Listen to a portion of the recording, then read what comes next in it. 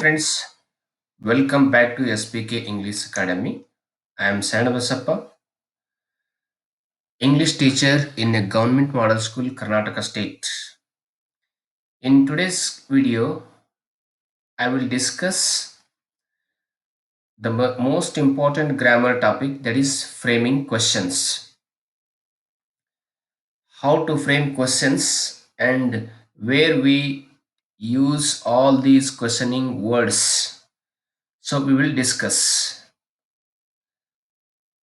So main important questioning words are what, when, where, why, which, how, who, whom, whose, how many, how much, how often, how long, how far. So we have to discuss one by one. So you haven't subscribed to this channel, please subscribe my YouTube channel SPK English Academy. You can also search on YouTube in the name of SPK English Academy. You will get other videos of my channel.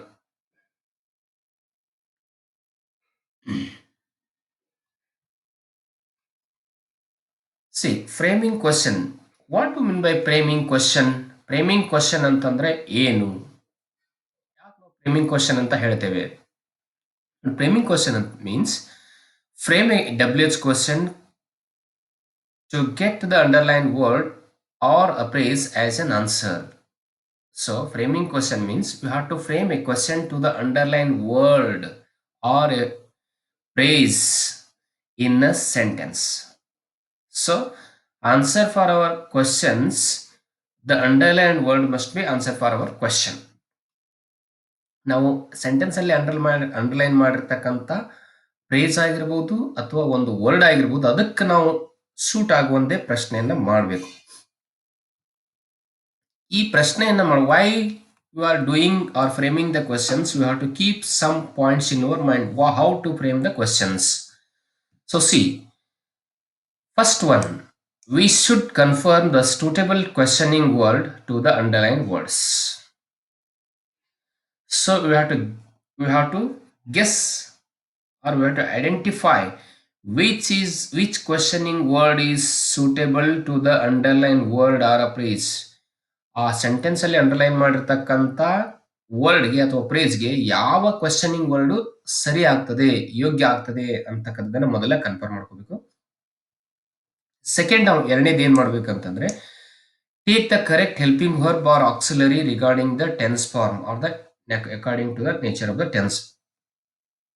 ಕೊಟ್ಟಿರುವಂತ sentence ಇದೆಯಲ್ಲ, ಅಲ್ಲಿ ಅದು ಯಾವ tense ಅಲ್ಲಿ ಇದೆ ಅಥವಾ ಯಾವ type of verb ಅನ್ನ ಹೊಂದಿದೆ ಅನ್ನೋದನ್ನ ನೋಡ್ಬೇಕು. ಅಥವಾ ವರ್ಬ್ 1 ವರ್ಬ್ 2 ವರ್ಬ್ 3 ಇದೆಯಾ ಅಂತಕ್ಕಂಥ ನೋಡ್ಬೇಕು. ಅವಾಗ ನಮಗೆ ಟೆನ್ಸ್ ಫಾರ್ಮ್ ಗೊತ್ತಾದ್ಮೇಲೆ ಅಲ್ಲಿ ಸರಿಯಾಗಿರ್ತಕ್ಕಂಥ ಆಕ್ಸಿಲರಿಯನ್ನು ನಾವು ಬಳಸ್ಕೋಬೇಕಾಗ್ತದೆ. ಈಗ ಉದಾಹರಣೆಗಾಗಿ, for example, we have to use do or does in simple present tense and did in simple past tense. So mainly this framing question is asked in the question papers only in simple past tense and simple present tense, because it little confusion while dividing the verb and taking the suitable auxiliaries. So we have to use do or does in simple present tense. Do is used for plural form, does is used for singular form, and did we use in simple past tense, both singular and plural forms. ನಾವು simple present tense ಅಲ್ಲಿ do does ಅಂತಕ್ಕಂಥ helping verb ಅನ್ನ ಉಪಯೋಗ ಮಾಡ್ತೇವೆ. ಅಲ್ಲಿ do ಅನ್ನೋದನ್ನ plural ಫಾರ್ಮ್ಗಳಿಗೆ ಬಳಸ್ತೇವೆ, does ಅನ್ನ ಸಿಂಗುಲರ್ ಸಬ್ಜೆಕ್ಟ್ ಇದ್ದಾಗ ನಾವು ಬಳಸ್ತೇವೆ. ಹಾಗೆ ಕೂಡ ಸಿಂಪಲ್ ಪಾಸ್ಟ್ ಟೆನ್ಸ್ ಅಲ್ಲಿ ಡಿಡ್ ಅಂತಕ್ಕಂಥ ಒಂದು ಹೆಲ್ಪಿಂಗ್ ವರ್ಬ್ ಅನ್ನ ಪ್ಲೂರಲ್ ಮತ್ತು ಸಿಂಗುಲರ್ ಫಾರ್ಮ್ಗಳಲ್ಲಿ ಕೂಡ ನಾವು ಅದು ಒಂದನ್ನೇ ಬಳಸ್ತೇವೆ. ಇನ್ನು next point, which is the next point, we should not take the underlined words in the question. So last point is, we should not take the underlined words if the underline is for the word or any phrase. So we should not take those underlined words or phrase in your question which we are framing. But in some cases it is possible, we have to take it. Underline ಮಾಡಿರ್ತಕ್ಕಂಥ ವರ್ಡ್ಸ್ಗಳನ್ನು ನಮ್ಮ question ಅಲ್ಲಿ ತೆಗೆದುಕೊಳ್ಬಾರದು. ಆದ್ರೆ ಕೆಲವು ಸಂದರ್ಭಗಳಲ್ಲಿ ತೆಗೆದುಕೊಳ್ಬೇಕಾಗ್ತದೆ. ಅದು ಹೇಗಂತ ಮುಂದೆ discuss ಮಾಡೋಣ. Discuss in the next video. See, use of interrogative pronouns or use of questioning words. First one, that is what. Where we have to use what? See, what is used only for things. What ಅನ್ನೋದನ್ನ ಕೇವಲ ವಸ್ತುಗಳಿದ್ದಾಗ ಮಾತ್ರ ನಾವು what ಅಂತಕ್ಕಂಥ questioning word ಅನ್ನ ಅಥವಾ interactive pronoun ನ ಉಪಯೋಗ ಮಾಡಬೇಕು. ನೋಡಿಲ್ಲಿ example, Suresh lost a book yesterday. In this sentence, the underlined word is or a phrase is what? Thing. So we have to take the questioning word what, because we use what for only things. Only. How the format? First questioning word, we have taken what here. Then this sentence is in simple past tense. Verb 2, we have to divide verb 2. Did plus verb 1, did plus verb 1. So did ಬಂದಿದೆ ಇಲ್ಲಿ, ಅವಾಗ ಇಲ್ಲಿ last ಇದ್ದಿದ್ದು loose ಆಗುತ್ತೆ, first verb ಆಗಿದೆ. ಹಾಗೆ ಕೂಡ ಇಲ್ಲಿ ಸಬ್ಜೆಕ್ಟ್ ಇದೆ, ಇಲ್ಲಿ ಸಬ್ಜೆಕ್ಟ್ ಇರೋದನ್ನ ಇಲ್ಲಿ ತಗೋಬೇಕು. Questioning word, helping verb, subject, verb and remaining ಇರುತ್ತೆ. ನೆಕ್ಸ್ಟ್ ಲಾಸ್ಟ್ಗೆ ಇಲ್ಲಿ ಕ್ವಶನ್ ಮಾರ್ಕ್ ಅನ್ನ ಮಾಡಿದ್ರೆ ಅದು ಕ್ವಶನ್ ಆಗ್ತದೆ. Next example, Ramya reads the newspaper every day. So it is in simple present tense. The underlined word is also thing. Thing ಇದೆ ಇಲ್ಲಿ. ನಾವು ಏನ್ ಮಾಡ್ಬೇಕಂತಂದ್ರೆ ಇಲ್ಲಿ ಈ ಥಿಂಗ್ ಇರೋದ್ರಿಂದ we have to take the questioning word also what. See, what does Ramya read every day.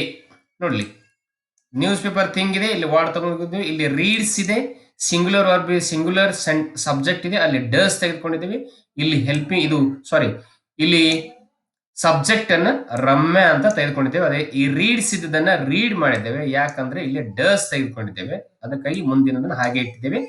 ಇಲ್ಲಿ question mark ಹಾಕಿದ್ವಿ, ಇದು ಕ್ವಶನ್ ಆಯ್ತು. ನೋಡಿ, ಅದೇ ರೀತಿಯಾಗಿ ದೇ ಬಾಟ್ ಎ ಕಾರ್, ಇದು ಕೂಡ ಸಿಂಪಲ್ ಪಾಸ್ಟ್ ಟೆನ್ಸ್ ಇದೆ, ವರ್ಬ್ 2 ಇದೆ, ಇಲ್ಲಿ ಬಾಟ್ ಅನ್ನೋದು, ಇಲ್ಲಿ ವಾಟ್ ತಗೊಂಡು ಇಲ್ಲಿ ಡಿಡ್ ಹಾಕಿ ಇಲ್ಲಿ ಸಬ್ಜೆಕ್ಟ್ ಅನ್ನು ತಗೊಂಡು ಬಾಟ್ ಇದನ್ನ ಬೈ ಮಾಡಿದ್ದೇವೆ, ಯಾಕಂದ್ರೆ ಇಲ್ಲಿ ಡಿಡ್ ಬಂದಿದೆ. Next when. Now when, where we have to use, we use when for date and time.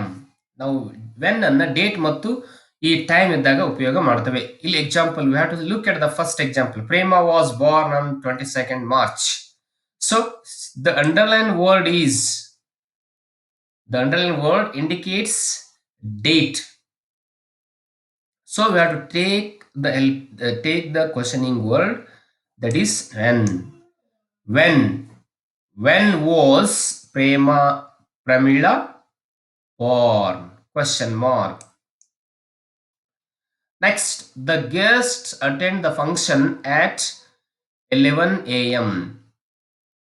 In this sentence also, underlined word is time. So we have to take questioning word when. So this given sentence is a simple present tense. So when, after when, we have to take do helping verb. We use do helping verb in simple present tense for plural subjects. So the subject is plural here, the guests. So attend verb and the function, it is object. So I have to see helping. So it is the question mark. Next questioning word, that is which is used for both persons and things in particular. ಈ which ಅಂತಕ್ಕಂಥ questioning word ಅನ್ನ ವ್ಯಕ್ತಿ ಮತ್ತು ವಸ್ತುಗಳು ಪ್ರತ್ಯೇಕವಾಗಿ ಮಾತನಾಡುವಾಗ ನಾವು ಬಳಸ್ತೇವೆ. ಇಲ್ಲಿ ಉದಾಹರಣೆಗೆ ನೋಡಬಹುದು, the Vedas are the oldest books in the library. Many books are in the library, but which books, ಯಾವ ಪುಸ್ತಕಗಳಲ್ಲಿ ಲೈಬ್ರರಿಯಲ್ಲಿ ಹಳೆಯದಾಗಿವೆ ಅಂತಂದ್ರೆ ವೇದಾಸ್. ನೋಡಿ ಇಲ್ಲಿ ವೇದಾಸ್ ಅಂದ್ರೆ which books, we have to take as which books. I told you we do not take the underlined words in the questions, but in some cases it is possible. ಕೆಲವು ಸಂದರ್ಭಗಳಲ್ಲಿ underline ಮಾಡಿದ words ಗಳನ್ನು ತೆಗೆದುಕೊಳ್ಬೇಕಾಗ್ತದೆ. ಇಲ್ಲಿ ನೋಡಿ, which books ಅಂತ ತೆಗೆದುಕೊಂಡಿದೆ. Which books ಅಂತಂದಾಗ Vedas ಅಂತಕ್ಕಂಥ ಆನ್ಸರ್ ಬರುತ್ತೆ ನಮಗೆ. ವಿಚ್ ಬುಕ್ಸ್ ಆರ್, ಇಲ್ಲಿ ಆಲ್ರೆಡಿ ಇದೆ, which books are the oldest in the library. ನಾವು ಸಬ್ಜೆಕ್ಟ್ ಗೆ ಫ್ರೇಮ್ ಮಾಡಿದಾಗ ಕೇವಲ ನಾವು ಏನ್ ಮಾಡಬೇಕು, ಅಲ್ಲಿ ಆ ಸಬ್ಜೆಕ್ಟ್ ಅನ್ನ ತೆಗೆದು ಕ್ವಶನಿಂಗ್ ವರ್ಡ್ ಅನ್ನು ಹಾಕಿ ಕೊನೆಯಲ್ಲಿ ಕ್ವಶನ್ ಮಾರ್ಕ್ ಅನ್ನು ಇಟ್ಟರೆ ಕ್ವಶನ್ ಆಗ್ಬಿಡತ್ತೆ. Next example, the Ganga is the longest river in India. ನೋಡಿ, just you have to remove Ganga. Many rivers are in India, which river is longest? ಅನೇಕ ನದಿಗಳು ನಮ್ಮ ಭಾರತದಲ್ಲಿ ಇವೆ, ಆದ್ರೆ ಯಾವ ನದಿ ಅಂದಾಗ ಪರ್ಟಿಕ್ಯುಲರ್ ಆ ನದಿಯ ಬಗ್ಗೆ ಕೇಳಬೇಕಾದ್ರೆ ಮಾತನಾಡುವಾಗ ನಾವು ವಿಚ್ ಅಂತಕ್ಕಂಥ ಈ ಕ್ವಶನ್ ವರ್ಡ್ ಅನ್ನು ಬಳಸೋಣ. Which is the longest river in India? The Ganga answer. ಅಂದ್ರೆ ಒಂದು ವಸ್ತು ಅಥವಾ ವ್ಯಕ್ತಿಯ ಬಗ್ಗೆ ಪ್ರತ್ಯೇಕವಾಗಿ ಮಾತನಾಡುವಾಗ ನಾವು ವಿಚ್ ಅನ್ನು ಬಳಸ್ತೇವೆ. Next, Y.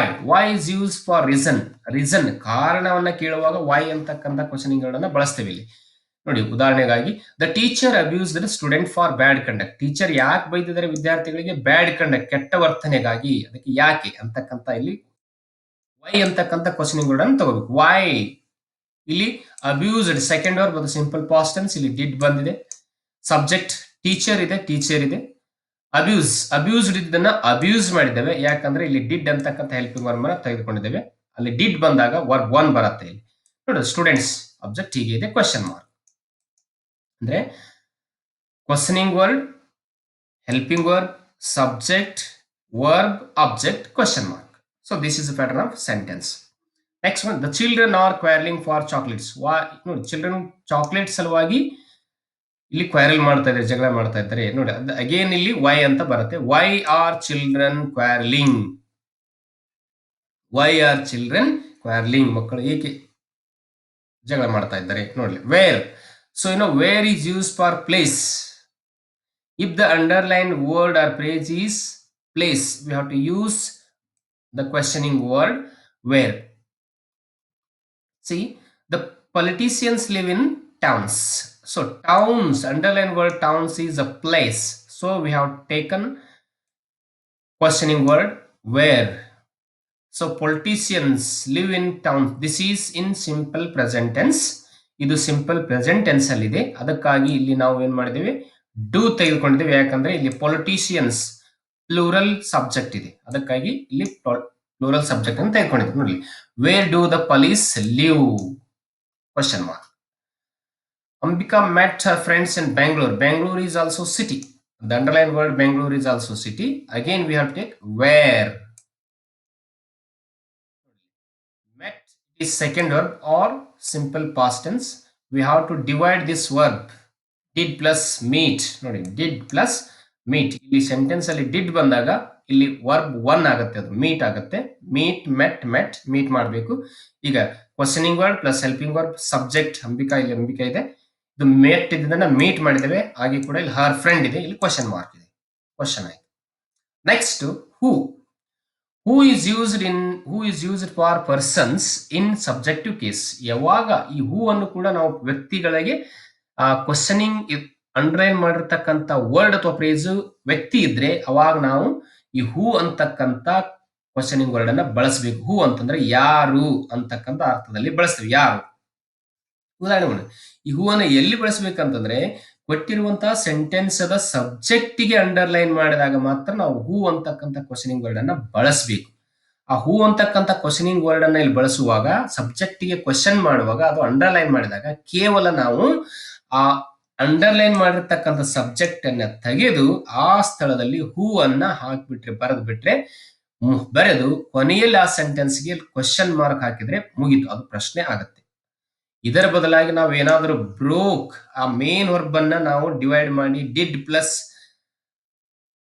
ಬ್ರೇಕ್ ಆಗ್ಲಿ ಅಥವಾ ಡಸ್ ಪ್ಲಸ್ ಬ್ರೇಕ್ ಆಗ್ಲಿ ಈ ರೀತಿ ಡಿವೈಡ್ ಮಾಡಬಾರ್ದು. ಯಾಕಂತಂದ್ರೆ ಇಲ್ಲಿ ಸಬ್ಜೆಕ್ಟ್ ಗೆ ನಾವು ಫ್ರೇಮ್ ಮಾಡಿದಾಗ ಆ ಮೇನ್ ವರ್ಬ್ ಅನ್ನ ಒಡಿಬಾರ್ದು.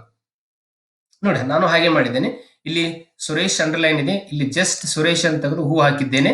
ಮುಂದಿನ ಬ್ರೋಕ್ ದ ಗ್ಲಾಸ್ ಹೇಗಿದೆ ಹಾಗೆ ಇಟ್ಟಿದ್ದೇನೆ, ಇಲ್ಲಿ ಕ್ವಶನ್ ಮಾರ್ಕ್, ಇದು ಕ್ವಶನ್ ಆಗಿಬಿಡುತ್ತೆ. Children are playing in the ground. ನೋಡಿ, ಇಲ್ಲಿ ಚಿಲ್ಡ್ರನ್ ಆರ್ ಪ್ಲೇಯಿಂಗ್ ಸಬ್ಜೆಕ್ಟ್ ಗೆ ಫ್ರೇಮ್ ಮಾಡಿದ್ದೇವೆ, ಅಲ್ಲಿ ಜಸ್ಟ್ ನಾವು ಚಿಲ್ಡ್ರನ್ ಅನ್ನ ತೆಗಿಬೇಕು, ಅಲ್ಲಿ ಹೂ ಅನ್ನ ಹಾಕ್ಬೇಕು. ನೋಡಿ, ಚಿಲ್ಡ್ರನ್ ತೆಗೆದು ನಾವು ಹೂ ಹಾಕಿದ್ದೇವೆ. ಮುಂದಿಂದೆಲ್ಲ are playing in the ground ಇದೆಯಲ್ಲ, ಅದು ಸೇಮ್ ಇಲ್ಲಿ are playing ground in the ground ಇದೆ. ಜಸ್ಟ್ ನಾನು ಇಲ್ಲಿ ಕ್ವಶನ್ ಮಾರ್ಕ್ ಹಾಕಿದ್ದೇನೆ. ಈಗ ಕ್ವಶನ್ ಹೂ ಈ ಸಬ್ಜೆಕ್ಟ್ ಗೆ ಫ್ರೇಮ್ ಮಾಡಿದಾಗ ಹೂ ಬಳಸಬೇಕಾದ್ರೆ ಇದೇ ರೀತಿ ಕ್ವಶನ್ಸ್ ಅನ್ನ ಮಾಡಬೇಕು. ನಾವು ಯಾವುದೇ ಮೇನ್ ವರ್ಬ್ ಅನ್ನ ಇಲ್ಲಿ ಹೊಡಿಬಾರ್ದು, ಡಿವೈಡ್ ಮಾಡಬಾರ್ದು. ಇಲ್ಲಿ ಹೂಮ್, ಈ whom is also use for persons in objective case. ನೋಡಿ, ಹೂಮ್ ಅನ್ನು ಕೂಡ ನಾವು ಪರ್ಸನ್ಸ್ ಗಾಗಿ ಬಳಸ್ತೀವಿ, ಆದ್ರೆ ಆ ಪರ್ಸನ್ ಆ ಸೆಂಟೆನ್ಸ್ ಅಲ್ಲಿ ಅಬ್ಜೆಕ್ಟಿವ್ ಕೇಸ್ ಅಲ್ಲಿ ಇರಬೇಕು, ಅಬ್ಜೆಕ್ಟ್ ಆಗಿರಬೇಕು. ಅಂತ ಸಂದರ್ಭದಲ್ಲಿ ಹೂಮ್ ಅನ್ನ ಬಳಸ್ತೇವೆ. ಯಾರಿಗೆ, ಇಲ್ಲಿ ಹೂ ಅಂದ್ರೆ ಯಾರು, ಇಲ್ಲಿ ಹೂಮ್ ಅಂದ್ರೆ ಯಾರಿಗೆ, ಯಾರಿಗೆ ಬೇಕು, ಯಾರು ಅಂತ, ಯಾರಿಗೆ ಅನ್ನುವಂಥ ಸಂದರ್ಭದಲ್ಲಿ ಹೂಮ್ ಅನ್ನ ಬಳಸ್ತೇವೆ. ನೋಡಿ ಇಲ್ಲಿ, they presented a gift to the poor. They presented a gift to the poor. ನೋಡಿ, ಪುವರ್ ಅನ್ನುವಂಥದ್ದು ಪರ್ಸನ್ಸ್, ಅದು ಎಲ್ಲಿದೆ, ಅಬ್ಜೆಕ್ಟ್ ಸ್ಥಾನದ ಸೆಂಟೆನ್ಸ್ ಅಲ್ಲಿ, ಅಬ್ಜೆಕ್ಟ್ ಕೇಸ್ ಅಲ್ಲಿ, ಅಬ್ಜೆಕ್ಟ್ ಪ್ಲೇಸ್ ಅಲ್ಲಿ ಇದೆ. ಅವಾಗ ನಾವು ಇಲ್ಲಿ ಹೂ ಬಳಸಬಾರ್ದು, ಹೂಮ್ ಅನ್ನ ಬಳಸಬೇಕು. ನೋಡಿ, ಹೂ ಅನ್ನ ಸಬ್ಜೆಕ್ಟಿಗೆ ಕ್ವಶನ್ ಮಾಡಿದಾಗ ಬಳಸ್ತೇವೆ, ಆದ್ರೆ ಹೂಮ್ ಅನ್ನ ಅಬ್ಜೆಕ್ಟಿವ್ ಸ್ಥಾನದಲ್ಲಿ ಪರ್ಸನ್ಸ್ ಗೆ ಕ್ವಶನ್ ಮಾಡಿದಾಗ ನಾವು ಹೂಮ್ ಅನ್ನ ಬಳಸ್ತೇವೆ. ನೋಡಿ, ಇಲ್ಲಿ ದ ಪುವರ್ ಇದೆ, ಅಲ್ಲಿ ಅದಕ್ಕೆ ನಾವು ಏನ್ ಮಾಡೋದು, ಇಲ್ಲಿ ಕ್ವಶನಿಂಗ್ ವರ್ಡ್ ಹೂಮ್ ತೆಗೆದುಕೊಂಡಿದ್ದೇವೆ. ಪ್ರೆಸೆಂಟೆಡ್ ಇದೆ, ಸೆಕೆಂಡ್ ವರ್ಬ್ ಇದೆ, ಸಿಂಪಲ್ ಪಾಸ್ಟ್ ಟೆನ್ಸ್ ಇದೆ, ಅಲ್ಲಿ ನೋಡೋದು ಡಿಡ್ ಮಾಡಿದ್ದೇವೆ. ನೋಡಿ, ಹೂಮ್ ಡಿಡ್ ದೇ ಪ್ರೆಸೆಂಟ್ ಮಾಡಬೇಕು ಇಲ್ಲಿ, ಯಾಕಂದ್ರೆ ಸೆಕೆಂಡ್ ವರ್ಬ್ ಇದರಿಂದ ಅದನ್ನ ಡಿಡ್ ಪ್ಲಸ್ ಪ್ರೆಸೆಂಟ್ ಆಗಿದೆ. ಇಲ್ಲಿ ಅಬ್ಜೆಕ್ಟ್ ಇದೆ, question mark. Police arrested the thieves. Thieves ಕೂಡ ಪರ್ಸನ್ಸ್ ಆಗಿದೆ, ಅದು ಕೂಡ ಅಬ್ಜೆಕ್ಟಿವ್ ಕೇಸ್ ಅಲ್ಲಿ ಇದೆ. ಅದಕ್ಕೆ ನಾವು ಹೂಮ್ ಅಂತಕ್ಕಂಥ ಕ್ವಶನ್ ಕೂಡ ಅಂತ ತೆಗೆದುಕೊಂಡಿದ್ದೇವೆ. ಇಲ್ಲಿ ಅರೆಸ್ಟೆಡ್ ಇದು ಸೆಕೆಂಡ್ ವರ್ಬ್ ಇದೆ, ಸಿಂಪಲ್ ಪಾಸ್ಟ್ ಟೆನ್ಸ್ ಇದೆ, ಡಿವೈಡ್ ಮಾಡಿ ಡಿಡ್ ಪ್ಲಸ್ ಅರೆಸ್ಟ್ ಅಂತ ಮಾಡಿದ್ದೇವೆ. ಇಲ್ಲಿ ಪೊಲೀಸ್ ಅಂತ ಸಬ್ಜೆಕ್ಟ್ ಅನ್ನು ಸಬ್ಜೆಕ್ಟ್ ಪ್ಲೇಸ್ ಅಲ್ಲಿ ಹಾಕಿದ್ದೇವೆ. ಇದು ಕೂಡ ಕ್ವಶನ್. ನೋಡಿ, next whose. Whose is also use for persons, but it is used in possessive cases. If the person is in possessive case in the sentence, we have to use whose. whose ಅಂತಕ್ಕಂಥ ಕ್ವಶನ್ಗಳನ್ನು ನಾವು ಈಗ modern ಆಗಿ ಬಹಳಷ್ಟು ಬಳಸ್ತಿಲ್ಲ, ಅದರ ಬದಲಾಗಿ to ಹೂ ಅಂತ ಬಳಸ್ತಾ ಇದ್ದೇವೆ. Surekha lives in her aunt's house. ಇಲ್ಲಿ ಪೊಸೆಸಿವ್ ಕೇಸ್ ಇದೆ, ಆಂಟ್ಸ್ ಅಂತಕ್ಕಂಥದ್ದು. ಅಂತ ಸಂದರ್ಭದಲ್ಲಿ ಹೂಸ್ ಅನ್ನ ಬಳಸಬಹುದು. Whose house does Surekha live in. ಇದು ಸಿಂಪಲ್ ಪ್ರೆಸೆಂಟ್ ಟೆನ್ಸ್ ಇರೋದ್ರಿಂದ, ಸಿಂಗುಲರ್ ಇರೋದ್ರಿಂದ ಇಲ್ಲಿ ಡಸ್ ಅನ್ನ ತೆಗೆದುಕೊಂಡಿದೆ. Whose house does Surekha live, that is same. Ravi's brother died in an accident. ನೋಡಿ, ಯಾರು ಅನ್ನೋಕ್ಕಿಂತ whose brother, whose brother died in accident, Ravi's brother. Next important question word how. How is use for manners. ರೀತಿ ನೀತಿಗಳ ಬಗ್ಗೆ ಹೇಳಬೇಕಾದ್ರೆ, ಹೇಗಿದ್ದಾನೆ ಅವನು, ಕೆಟ್ಟವನ ಒಳ್ಳೆಯವನ ಅನ್ನೋದ್ರ ಬಗ್ಗೆ ಹೇಳಬೇಕಾದ್ರೆ ಹೌ ಅಂತ ತೆಗೆದುಕೊಳ್ತೇವೆ ನಾವು ಕ್ವಶನ್ ವರ್ಡ್. ನೋಡಿ, the students come to school on bicycles. ಪ್ರತಿದಿನ ನಮ್ಮ ಶಾಲೆಗೆ ಮಕ್ಕಳು ಬೈಸಿಕಲ್ ಮೇಲೆ ಬರ್ತಾರೆ. ದಿನಾಲು ಶಾಲೆಗೆ ಮಕ್ಕಳು ಹೇಗೆ ಬರುತ್ತಾರೆ, ಅಥವಾ ಹೇಗೆ ದಿನಾಲು ಶಾಲೆಗೆ ಮಕ್ಕಳು ಬರುತ್ತಾರೆ ಅನ್ಬೇಕಂತಂದ್ರೆ ಇಲ್ಲಿ ಕ್ವಶನಿಂಗ್ ವರ್ಡ್ ಆನ್ ಬೈಸಿಕಲ್ ಅಂದ್ರೆ ಹೌ. ಇಲ್ಲಿ ಸಿಂಪಲ್ ಪ್ರೆಸೆಂಟ್ ಟೆನ್ಸ್ ಇದೆ, ಇಲ್ಲಿ ಪ್ಲೂರಲ್ ಇರೋದ್ರಿಂದ ಪ್ಲೂರಲ್ ಸಬ್ಜೆಕ್ಟ್ ಇಂದ ಡೂ ತೆಗೆದು how do the students come to school. ನೋಡಿ, ಎರಡನೇ example, the government supplies water through canal to agriculture. Through canal, ಹೇಗೆ ಹೇಗೆ ಸಪ್ಲೈ ಮಾಡ್ತೇವೆ, ಥ್ರೂ ಕ್ಯಾನಲ್ ಕಾಲುವೆಗಳ ಮೂಲಕ ಅಂದಾಗ ಇಲ್ಲಿ how does the government supply water to agriculture. Question through canals. ನೋಡಿ, how much and how many. So many teachers and students confuse while using how much or how many. So I am clarifying the doubt here. See, how much is used for amount or money and quantity, but how many is used only in numbers like 1 2 3 4 5 6 10 15 100. See the example, you will get clarification. Soumya paid 10 rupees for this book. Nodli, underlined word is 10 rupees. So we have to use either how much or how many. So we have to use here how much because this is money or amount. So paid is second verb, simple past tense. We have divided that verb did plus pay. So Soumya is the subject only. Questioning word plus helping verb plus subject, next verb. This is the sequence of the question. So at the end, question mark. Same way my brother loves me very much. ನಮ್ಮ brother ಬಹಳ ಪ್ರೀತಿ ಮಾಡ್ತಾ ಇದ್ದಾರೆ ಅಂತಂದಾಗ ಎಷ್ಟು ಪ್ರೀತಿ ಮಾಡ್ತಾ ಇದ್ದಾರೆ, how many does my brother love me ಅಂತ ಮಾಡಬಾರ್ದು ಇಲ್ಲಿ, ಯಾಕಂದ್ರೆ ಕ್ವಾಂಟಿಟಿ ಬಗ್ಗೆ ಹೇಳ್ತದೆ ಅದು. ಅದಕ್ಕೆ ನಾವೇನ್ ಮಾಡ್ಬೇಕಂದ್ರೆ ಇಲ್ಲಿ ಕೂಡ ನಾವು ವೆರಿ ಮಚ್ ಅಂತಂದ್ರೆ ಇಲ್ಲಿ ಹೌ ಮಚ್ ತಗೋಬೇಕು question. How much does my brother love me, ಇದು ಕೂಡ ಸಿಂಪಲ್ ಪ್ರೆಸೆಂಟ್ ಟೆನ್ಸ್ ಇರೋದ್ರಿಂದ ಇಲ್ಲಿ ಸಿಂಗುಲರ್ ವರ್ಬ್ ತೆಗೆದುಕೊಂಡಿದ್ದ ಡಸ್. ನೋಡಿ ಇಲ್ಲಿ ಹೌ ಮೆನಿ, ನೋಡಿ how many is use for numbers, ಅಂಕಿ ಸಂಖ್ಯೆಗಳಿದ್ದಾಗ ಹೌ ಮೆನಿಯನ್ನ ಯೂಸ್ ಮಾಡಬೇಕು. Look at the sentence. The hunter shot 3 birds. ನೋಡಿ ಅಂಡರ್ಲೈನ್ ವರ್ಡ್ಸ್ 3 birds ನಂಬರ್ ಇದೆ, 3 ಬರ್ಡ್ಸ್ ಗಳನ್ನ. ಅದಕ್ಕಾಗಿ ನಾವು ಮಾಡಬೇಕು ಇಲ್ಲಿ ಹೌ ಮೆನಿ ಅನ್ನ ತೆಗೆದುಕೋಬೇಕು. How many birds did the hunter shoot. ಕೂಡ ಶಾರ್ಟ್ ಅನ್ನೋದು ಸೆಕೆಂಡ್ ವರ್ಬ್ ಇದೆ. Shot sorry shoot shot shot ಅದನ್ನ ಡಿಡ್ ಪ್ಲಸ್ ಶೂಟ್ ಮಾಡಿದ್ದೇವೆ. My uncle will purchase 2 cars tomorrow. It's also 2 cars numbers ಇದೆ. How many cars will my uncle purchase tomorrow. Say how far and how long, these are also very important. Again the students will confuse while using these two questioning words. How far is used for distance and how long is used for limit of time. How far ಅನ್ನ ನಾವು distance ದೂರವನ್ನ ಸೂಚಿಸಲಿಕ್ಕೆ ನಾವು ಬಳಸ್ತೇವೆ. How long ಅನ್ನೋದ limit of time, ಎಲ್ಲಿವರೆಗೆ ಎಷ್ಟು ದಿವಸ ಅಂತ ಹೇಳಬೇಕಾದ್ರೆ ಹೌ ಲಾಂಗ್ ಅನ್ನ ಬಳಸ್ತೇವೆ. ನೋಡಿ ಕ್ವಶನ್ ನೋಡಿ, Bengaluru is 600 kilometers from Bidar. Bengaluru is 600 kilometers from Bidar. ನೋಡ್ಲಿ how long sorry how far ಎಷ್ಟು ದೂರ. How far is Bengaluru from Bidar 600 kilometers. ಅಥವಾ ಇನ್ನೊಂದು ರೀತಿಯಾಗಿ ಈ ಕ್ವಶನ್ ಅನ್ನ ಮಾಡಬಹುದು, how many kilometers is Bengaluru from Bidar 600 kilometers. This is also right question. ನೋಡಿ ಭಾಗ್ಯ ರನ್ಸ್ 10 kilometers ಡೈಲಿ. ನೋಡಿ ಡಿಸ್ಟೆನ್ಸ್ ಇದೆ 10 kilometers. How far does Bhagya run daily. ಇಲ್ಲಿ ಕೂಡ ಹೌ ಫಾರ್ ಡಿಸ್ಟೆನ್ಸ್ ಅನ್ನು ತೋರಿಸುತ್ತೆ. Next how long. ನೋಡಿ how long is use for limit of time. So look at the example. Sharan lived for 2 years in Muddebihal. Sharan ನೋಡಿ ಇಲ್ಲಿ 2 ವರ್ಷದವರೆಗೆ ಮುದ್ದೇಬಿಹಾಳದಲ್ಲಿ ಇದ್ದ. ಎಲ್ಲಿವರೆಗೆ? 2 ವರ್ಷದವರೆಗೆ ಅಂದಾಗ ಇಲ್ಲಿ ಹೌ ಲಾಂಗ್ ತೆಗೆದುಕೊಳ್ಳಬೇಕು. How long did Sharan live in Muddebihal. So lived ಅನ್ನೋದು ಇಲ್ಲಿ second verb, simple past tense. We divided the verb did plus live. He gave a lecture for 3 hours. ನೋಡಿ 3 ಗಂಟೆಗಳವರೆಗೆ ಅವನು ಲೆಕ್ಚರ್ ಅನ್ನು ನೀಡಿದೆ. ಎಲ್ಲಿವರೆಗೆ? 3 ಗಂಟೆವರೆಗೆ. ಅವಾಗ how long did he give A lecture. Next one is last one, that is how often. How often is use for frequency of occurrence, frequently occurring incidents. We have to use it.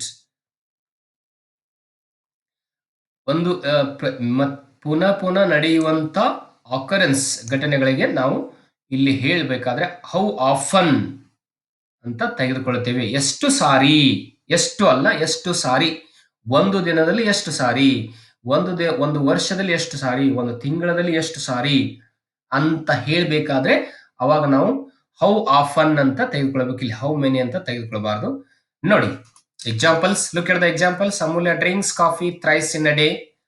Thrice ಅಂದ್ರೆ 3 ಸಾರಿ, ಒಂದು ದಿವಸದಲ್ಲಿ ಅಮೂಲ್ಯ 3 ಸಾರಿ coffee ಕುಡಿತಾಳೆ. ಅವಾಗ thrice ಅನ್ನೋದಲ್ಲಿ frequency of occurrence ಇರೋದ್ರಿಂದ we have to take the questioning word how often. ಇಲ್ಲಿ simple present tense ಇದೆ. Does. How often does Amulya drink coffee in a day? 3 times. ನೋಡಿ ಸಾರಿ thrice. The devotees visit Pandharpur twice in a year. ಇಲ್ಲಿ ಈ ಭಕ್ತರು ಪಂಡ್ರಾಪುರ್ ಅನ್ನ ಒಂದು ವರ್ಷದಲ್ಲಿ 2 ಸಾರಿ, ಟ್ವೈಸ್ 2 ಸಾರಿ ಮಾಡ್ತಾರೆ. 2 ಸಾರಿ 2 times ಅಂತಂದಾಗ ಇಲ್ಲಿ how often do the devotees visit Pandharpur. How often 2 ಸಾರಿ answer. Look at next example. English teacher comes to our school twice in a day. English teacher ನಮ್ಮ ಕ್ಲಾಸ್ಗೆ ದಿನದಲ್ಲಿ 2 ಸಾರಿ ಬರ್ತಾರೆ, ಟ್ವೈಸ್. ನೋಡಿ, how often does English teacher come to our class in a day? Twice. So these are the questioning words or the interrogative pronouns we discussed in this video. So you have to watch the video frequently and understand the use of questioning words, and this video will help you to frame the questions suitably to the underlined words. So in every question papers, English question papers, there is a question on framing questions. So you have to frame the questions correctly and get good number of marks. And also, if you want to subscribe to my channel, subscribe now. You can also find on YouTube as SBK English Academy. You can search in the name of SBK English Academy. You will get other videos. Thank you for watching my video. Always and support, encourage, share also.